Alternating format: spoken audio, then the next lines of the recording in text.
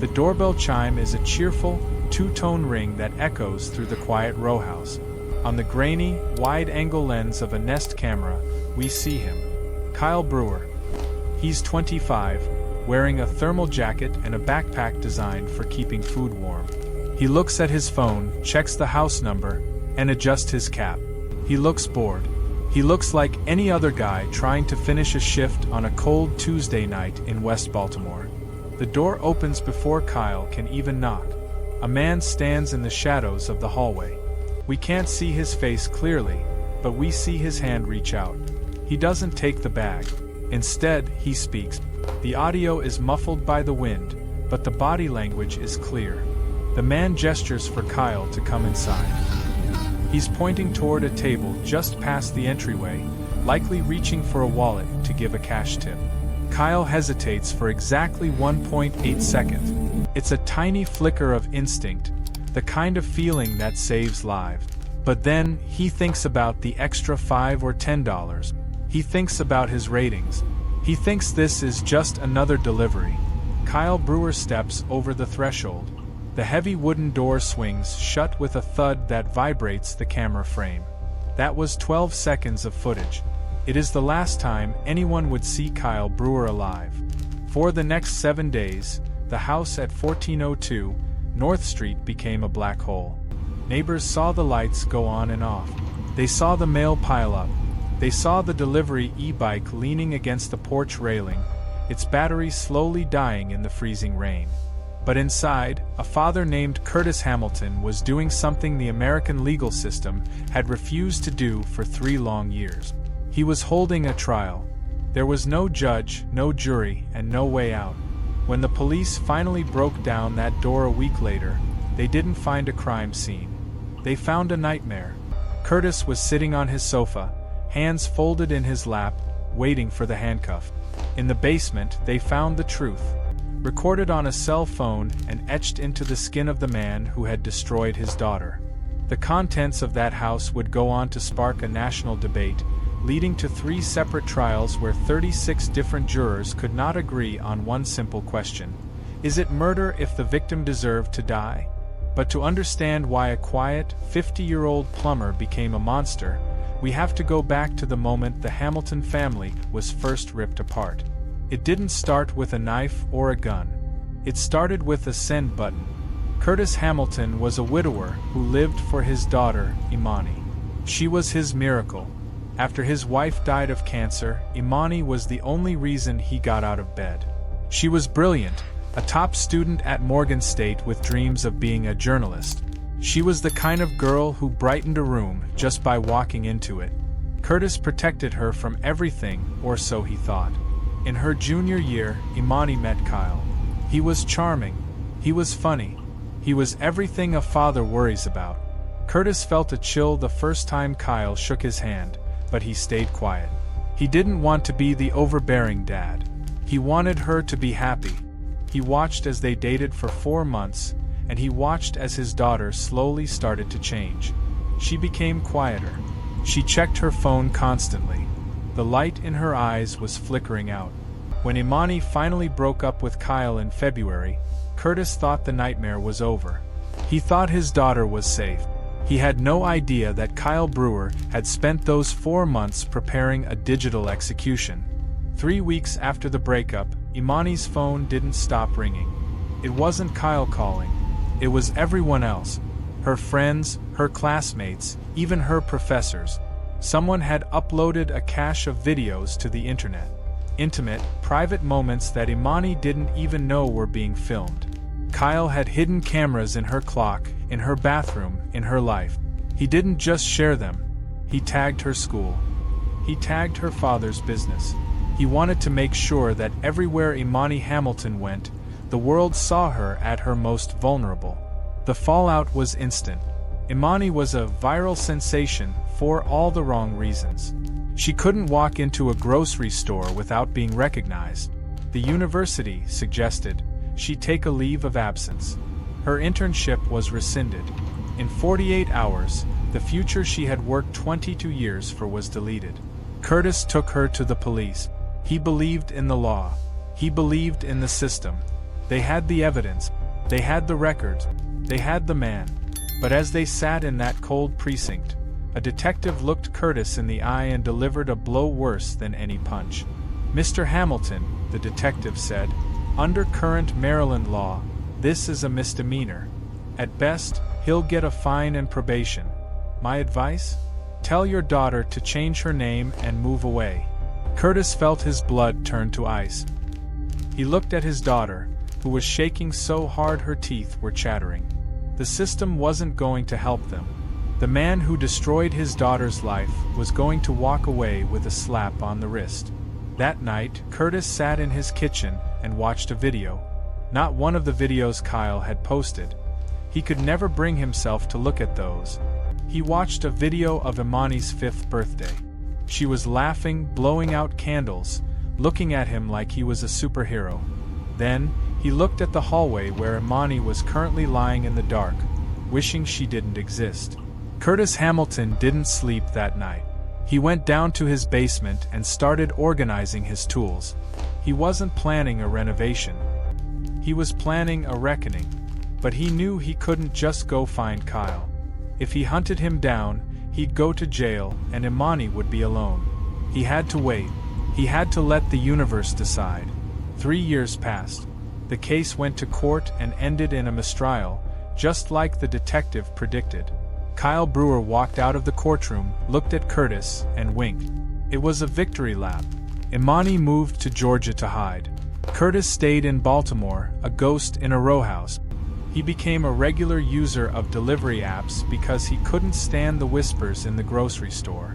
He ordered a pizza, a burger, a sandwich, night after night, hoping for a ghost. Then came March 7th, 6:23 p.m. Curtis checked his phone. The app said, "Your driver Kyle is approaching with your order." The coincidence was impossible. It was 1 in a million. Or maybe it was destiny. Curtis walked to the door. He didn't grab his wallet. He grabbed a roll of heavy-duty duct tape and a pipe wrench. He stood behind the door, took a deep breath, and waited for the chime. Ding-dong.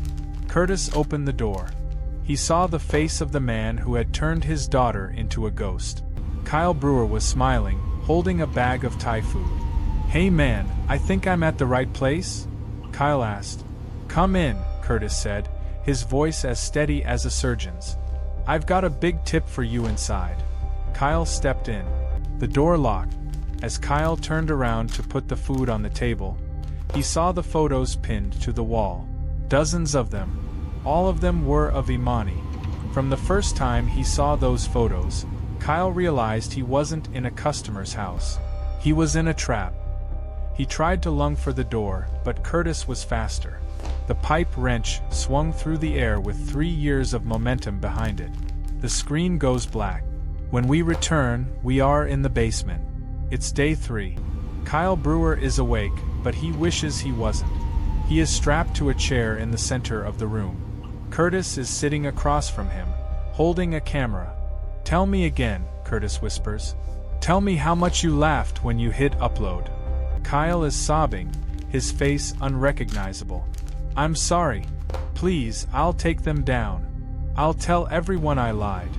"It's too late for that, Kyle," Curtis says. He stands up and picks up a blowtorch from the workbench. "We aren't here to talk about the videos anymore. We're here to talk about what's going to happen to you before the police arrive." Suddenly, the upstairs floorboards creak. A key turns in the front door. A voice calls out from the hallway. "Dad? Are you home? I decided to surprise you for the weekend." It's Imani. The sound of Imani's voice upstairs acts like an electric shock. In the basement, Kyle Brewer's eyes widen with a desperate, frantic hope. He tries to scream, to alert the woman he once terrorized that he is dying beneath her feet, but the heavy duct tape across his mouth turns his plea into a hollow, pathetic grunt. Curtis freezes. The blowtorch in his hand hisses, a small blue flame flickering in the damp air. His heart is hammering against his ribs. This wasn't supposed to happen. Imani was supposed to be safe in Georgia, 1,000 miles away from the darkness he had invited into their home. "Dad?" Her voice comes again, closer now. He hears her footsteps, the familiar, light rhythm, moving toward the kitchen. I tried calling, but your phone went straight to voicemail. I wanted to see you before the hearing next week. Curtis looks at Kyle. The young man is thrashing in the chair, the metal legs scraping against the concrete floor. The noise is deafening in the silence of the house. Curtis leans in close, his face inches from Kyle's. The rage in his eyes is so cold it seems to physically push Kyle back. If you make another sound, Curtis whispers, his voice a jagged edge, I won't wait for day 7. Do you understand me? Kyle goes still. Pure, unadulterated terror has a way of silencing even the most desperate men. Curtis turns off the torch. He wipes his hands on a greasy rag, checks himself in a small, cracked mirror hanging near the water heater to ensure there is no blood on his face, and begins the long walk up the wooden stairs. Each step feels like a mile. He shuts the basement door behind him and turns the deadbolt. It's a silent click, but to him, it sounds like a gunshot. When he walks into the kitchen, Imani is there. She looks better than she did a year ago. Her hair is longer, and she's wearing a bright yellow sweater. But when she sees her father, her smile falters. Curtis looks like he's aged 10 years in 3 days. His eyes are bloodshot, and he's trembling. Dad? Oh my God, you look exhausted, she says, reaching out to hug him. Curtis holds his daughter, and for a moment, the monster inside him retreats. He smells her perfume, a scent of vanilla and home, and he realizes how much he has already lost. By bringing Kyle here, he has built a wall between him and his daughter that can never be torn down. He is a murderer in waiting, and she is the innocent he is trying to avenge. I'm just working on a big plumbing job in the neighborhood, Curtis lies, his voice thick. Long hours, honey. You should have told me you were coming. I would have cleaned up. I just needed to be home, Dad, she says, sitting at the small kitchen table. The same table where Kyle's undelivered Thai food still sits in a grease-stained bag. Imani glances at the bag. Since when do you eat pad thai? Curtis's lungs seize. I wanted to try something new. Change of pace. He watches her. He watches the way she looks around the house he's turned into a prison. She's observant. She's a journalist at heart. She notices the heavy-duty locks he's added to the back door. She notices the way he keeps glancing at the basement door. The tension in the room is rising like a flood. Every time a car passes by outside, Curtis flinches, thinking it's the police, thinking Kyle's e-bike, which is still leaning against the porch, has finally been reported stolen. For 3 hours, Curtis plays the part of the loving father. He makes tea. He listens to her talk about her new job. But beneath their feet, the floorboards vibrate. Kyle is moving again. It's a faint, rhythmic thumping. What was that? Imani asks, tilting her head. The pipes, Curtis says instantly. I told you, I'm working on the plumbing. Old houses, Imani. They groan when the water pressure shifts. But Imani isn't convinced. She remembers her father's house. She grew up here. She knows the difference between a water hammer and a human struggle. She stands up, her eyes narrowing. The trauma of what Kyle did to her has made her hyper-aware of her surroundings. She lives in a world of what-ifs and red flags. And right now, her own father is a forest of red flags. Dad, why is there a delivery bike on the porch? She asks, her voice dropping to a whisper. I saw it when I walked up. It's been there long enough that the seat is covered in frost. And that bag on the table. It's cold, Dad. It's been there for days. Curtis feels the world spinning. He reaches for her hand, but she pulls back. Who is in this house? She demands. Imani, please. Go upstairs. Go to your room and lock the door. Who is in the basement, Dad? At that exact moment, a muffled, guttural scream erupts from beneath the floorboards. Kyle has managed to rub his face against the arm of the chair, loosening the tape just enough to let out a high-pitched wail of agony. Imani's face turns ashen. She knows that voice.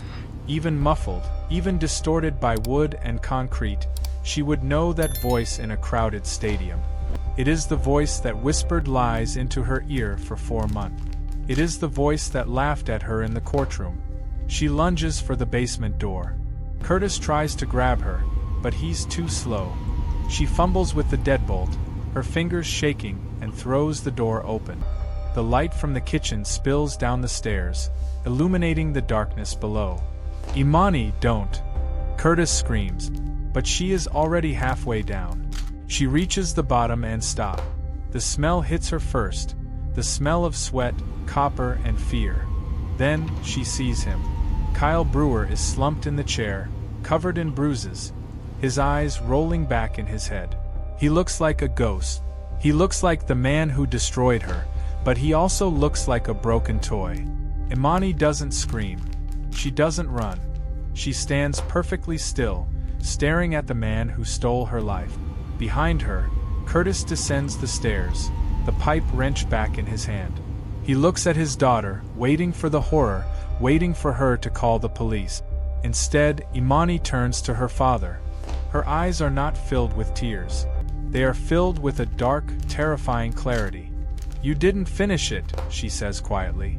Curtis gasps. "Imani, I did this for you. I was going to make him confess. I was going to make him tell the truth on camera so you could have your name back." "The truth doesn't matter, Dad," she says, stepping closer to Kyle. The young man in the chair begins to shake, realizing that the woman he hurt is now his second captor. The internet doesn't care about the truth. They only care about the show. She reaches out and touches the cell phone Curtis had mounted on a tripod. She looks at the recording, the 3 days of interrogation, the tears, the confessions. "We can't just kill him, Dad," she whispers, her voice devoid of any emotion. "If he dies now, you go to prison, and he becomes a victim. The world will feel sorry for him. They'll say he was just a troubled kid who made a mistake." She looks at her father, and for the first time, Curtis is truly afraid. Not of the law, but of what he has turned his daughter into. "We have to make the world hate him as much as we do," she says. "And I know exactly how to do it." She turns back to Kyle and leans in close, whispering something in his ear that makes him let out a sob so loud it echoes through the entire house. Suddenly, a bright light flashes through the small, high basement window. Tires crunch on the gravel driveway. A siren whoops once, a pull-over signal. Blue and red lights begin to dance against the basement walls. A voice booms through a megaphone from the street. "Curtis Hamilton. This is the Baltimore Police Department. We have the house surrounded. Come out with your hands up." Imani looks at the window, then at the recording phone, then at the wrench in her father's hand. "Dad," she says, grabbing his arm. "Give me the wrench.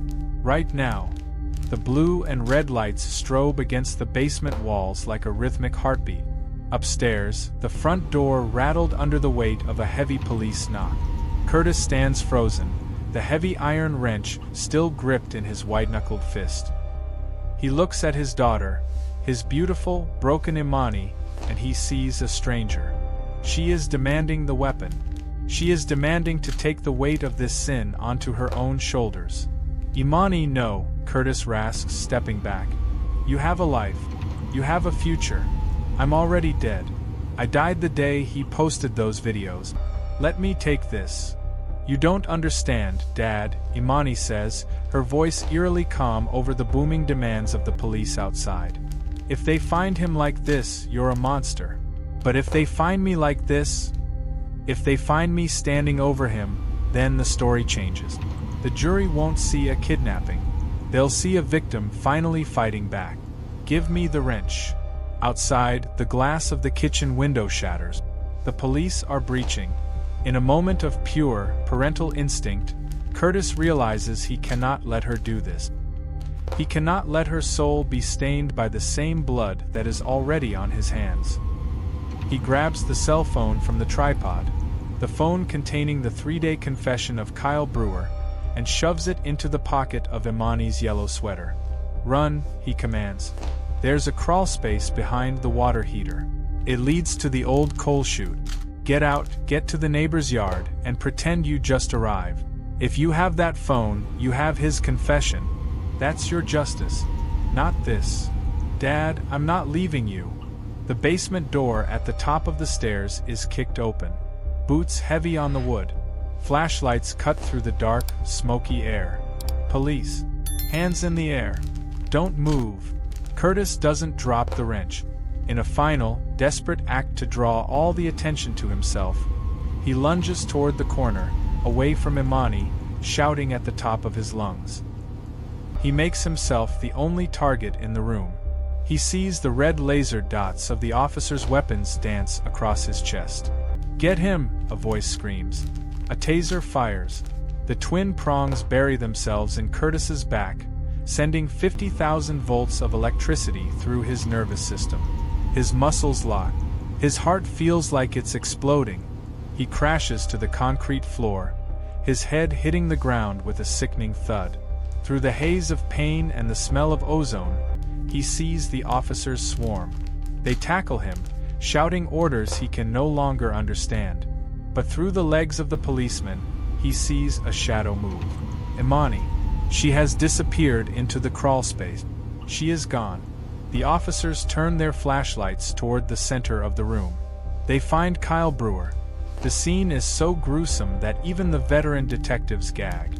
Kyle is barely conscious, his eyes swollen shut, his body a map of 3 years of a father's unvented rage. The last delivery had turned into a week-long descent into hell. "We need a medic. Now!" an officer yells into his shoulder radio. "We found the missing driver. He's alive, but barely. Secure the suspect." They drag Curtis up the stairs, his toes scraping against the wood. As they pull him through the front door, a crowd has already gathered. Neighbors are filming on their phones. News cameras from the local Baltimore stations are already arriving. They see Curtis Hamilton, the quiet plumber, the widower, the man everyone liked, covered in dirt and blood, being thrown into the back of a transport van. But as the van doors slam shut, Curtis looks out the small, grated window. Standing at the edge of the police tape, wrapped in a shock blanket provided by a neighbor, is Imani. She looks devastated. She is crying. She plays the role of the horrified daughter perfectly. No one suspects she was in that basement. No one knows she has the confession in her pocket. The next morning, the headline is everywhere. The plumber's revenge. Delivery driver tortured in West Baltimore rowhouse. The public reaction is immediate and violent. In the first few hours, the internet brands Curtis Hamilton a monster. Kyle Brewer's parents go on the morning news, sobbing, showing pictures of Kyle as a little boy, as a high school graduate. They talk about his bright future, and how he was just a hard-working delivery driver trying to make ends meet. The narrative is set. A deranged, grieving father snapped and kidnapped an innocent young man. But then, 48 hours after the arrest, something happens that changes the course of the entire case. A video is uploaded to a private server and shared with every major news outlet in the country. It is the footage from the basement. But it's not the footage of the violence. It's the footage Imani edited on her laptop in a motel room. It's the hour and 13 minutes of Kyle Brewer bragging. It's the sound of him laughing about how he ruined that girl. It's the moment he admits he recorded other women. It's the moment he looks into the camera and says he'd do it all again because the law can't touch me. The video goes viral. Within 6 hours, it has 20 million views. The public's sympathy for Kyle Brewer vanishes instantly. The innocent delivery driver is revealed to be a predator. The deranged father is suddenly seen as a vigilante hero. The internet begins to debate. If the police won't protect our daughters, who will? In his jail cell, Curtis hears the guards talking. They aren't treating him like a murderer. They're bringing him extra food. They're nodding at him with respect. He realizes that Imani did it. She weaponized the very thing that destroyed her, the internet, to save his reputation. But there is one problem. Kyle Brewer is still in the hospital, and he is waking up. On the 5th day after the rescue, Kyle Brewer regains consciousness. He can't speak well, his jaw is wired shut, but he can write. He asks for a lawyer, and his lawyer issues a statement that sends a shockwave through the legal community.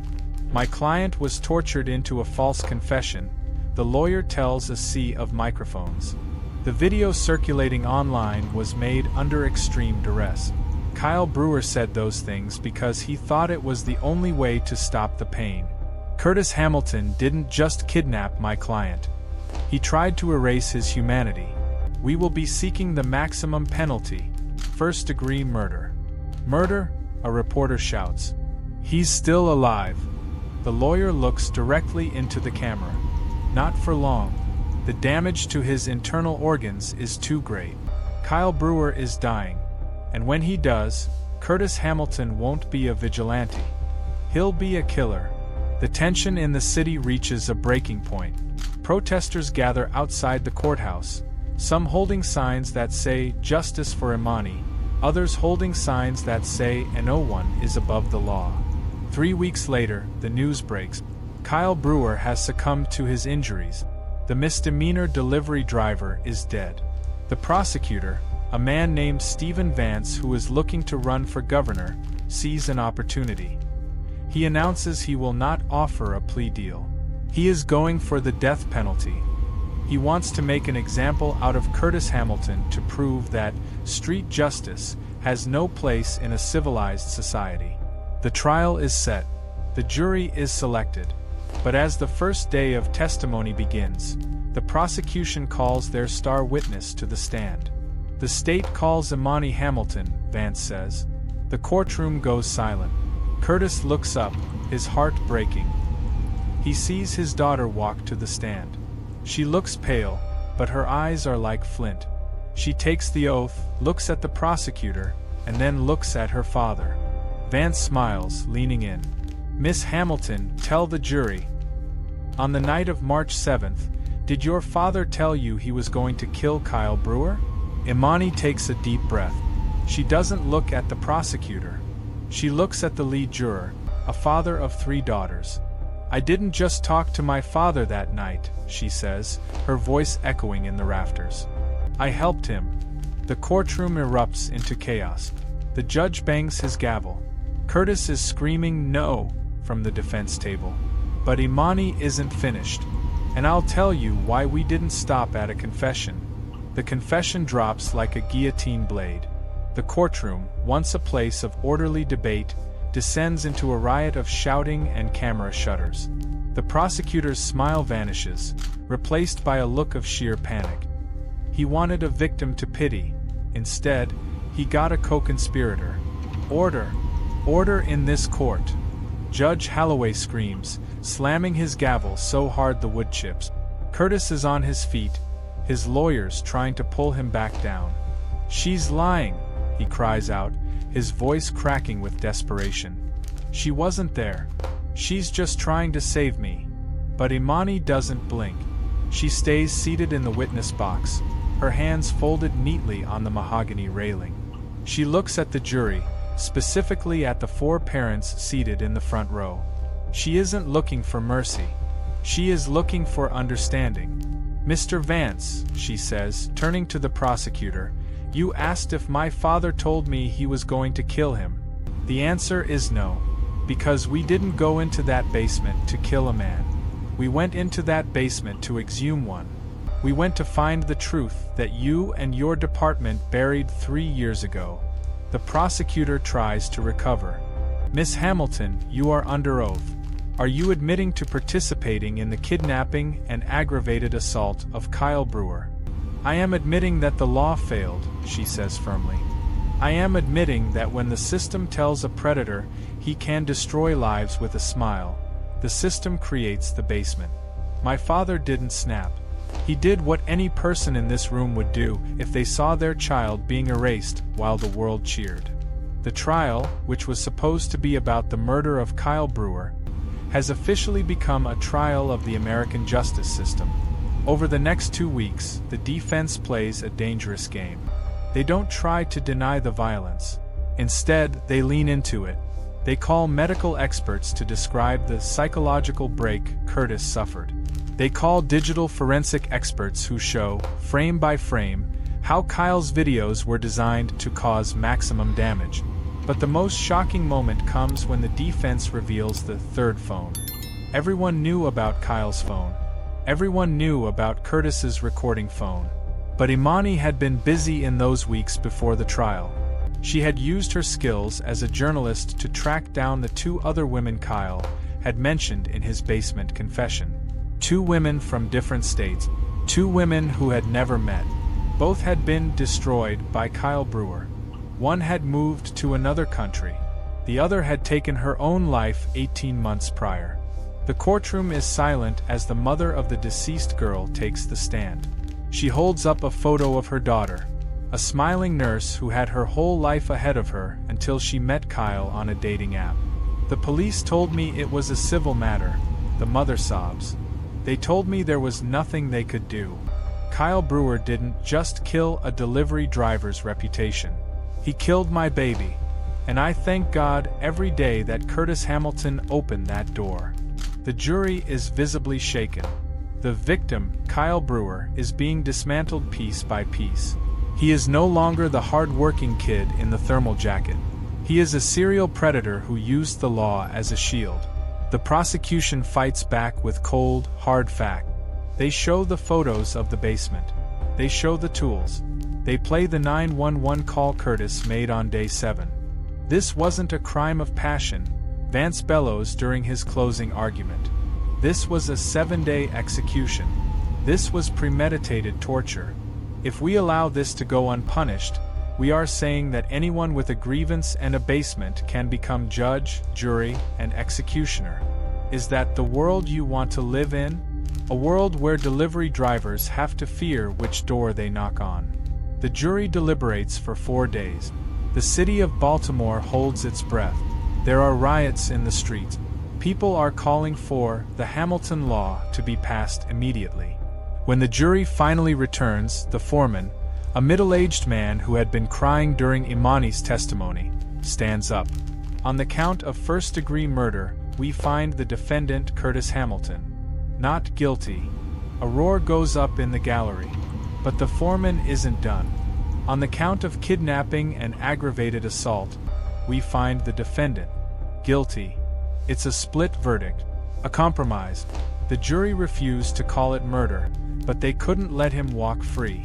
Curtis is sentenced to 20 years. Because of the nature of the crime, the judge offers no leniency.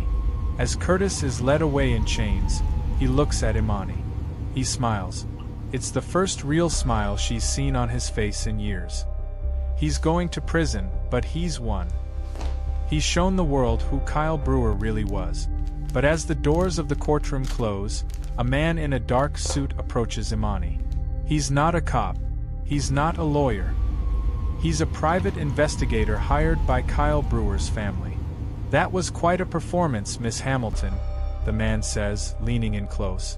The jury bought it. The public bought it. Even your father bought it. Imani narrows her eyes. What do you want? The man holds up a small, high-capacity flash drive. Your father's doorbell camera recorded 12 seconds of Kyle walking in. But Kyle's e-bike? It had a dashcam too. A motion-activated lens on the handlebars. It was facing the house the entire time. Imani's heart stopped. It recorded the window, Imani, the man whispers. It recorded you arriving at the house on day 1, not day 3. You weren't in Georgia. You were there the whole time. You weren't the daughter who discovered the nightmare. You were the one who helped him build it. Imani looks at the flash drive. The man isn't looking for money. He's looking at her with a sick kind of admiration. The police missed it, he says. But I didn't. And now I have a question for you. What happens to that not guilty verdict when the world sees the video of you holding the wrench while your father was upstairs sleeping? Imani realizes the nightmare isn't over. It's just beginning. She reaches into her purse, but the man steps back, laughing.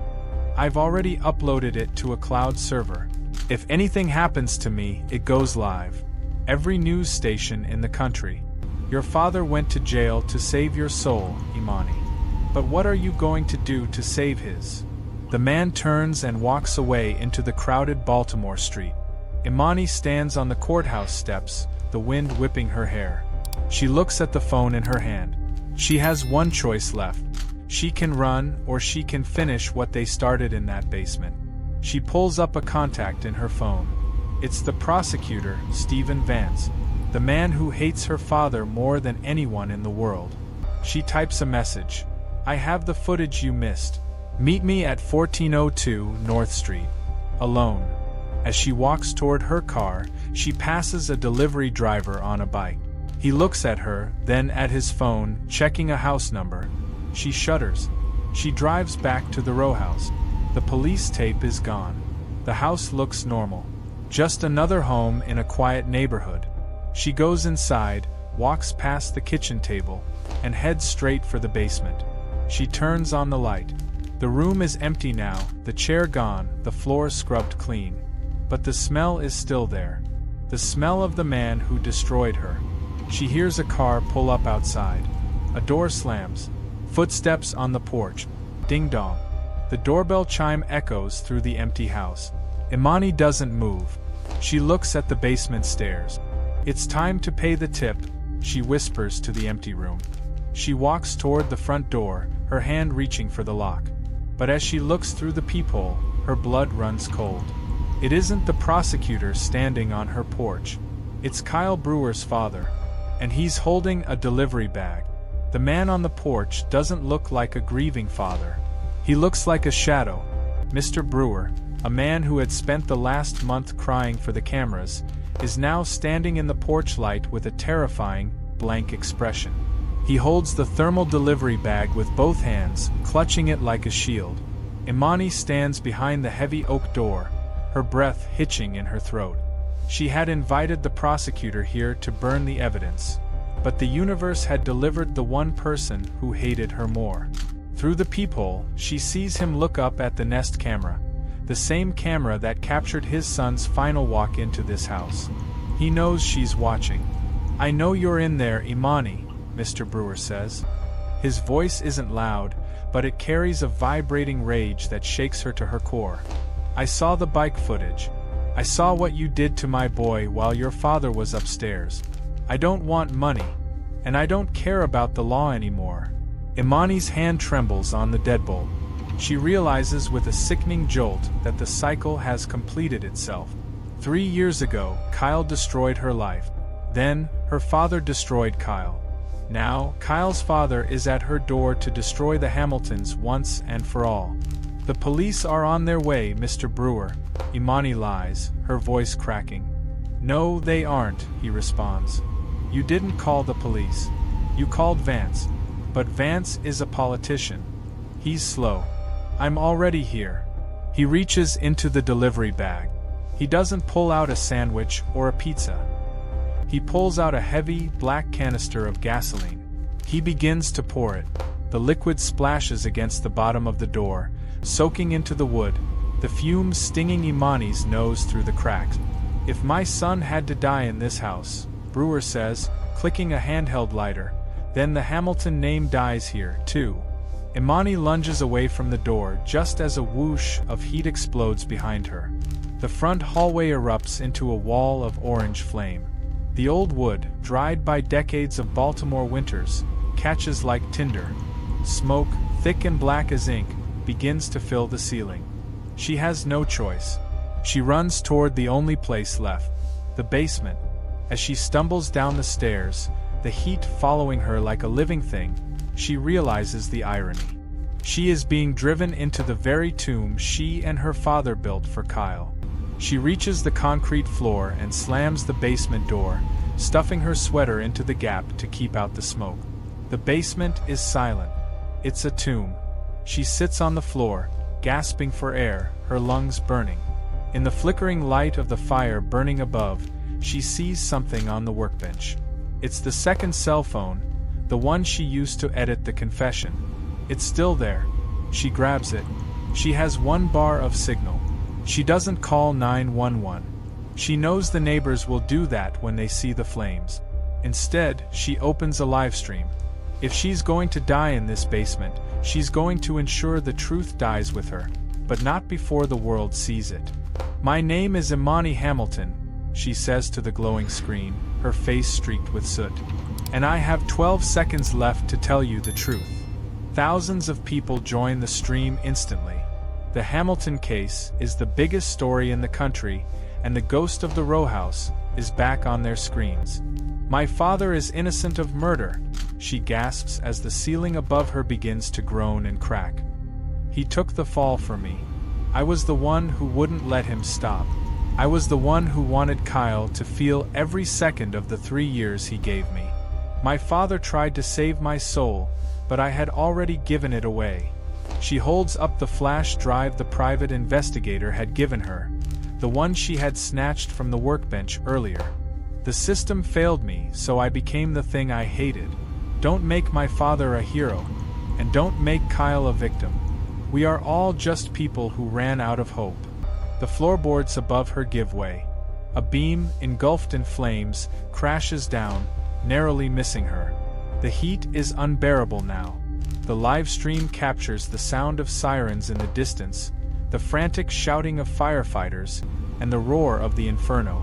But then, the basement window, the small, high rectangle of glass, shatters. A gloved hand reaches through. A firefighter. "Is someone down there? Reach for me." Imani looks at the phone. She looks at the fire. She looks at the flash drive. In that moment, she has the chance to let the evidence burn. She could be rescued, play the victim one last time, and let her father serve his 20 years while she lives her life. Instead, she reaches up and hands the firefighter the flash drive first. "Take this," she screams over the roar of the fire. "It's the evidence. It's the truth." The firefighter grabs the drive, then reaches back in to pull her out.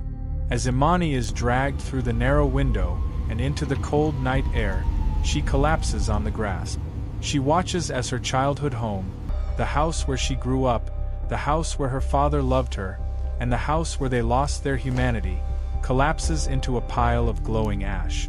Mr. Brewer is gone. He disappeared into the night, leaving only a trail of gasoline and a broken heart. The aftermath of the fire changes everything. The footage on the flash drive is released. It shows Imani not as a victim, but as a participant.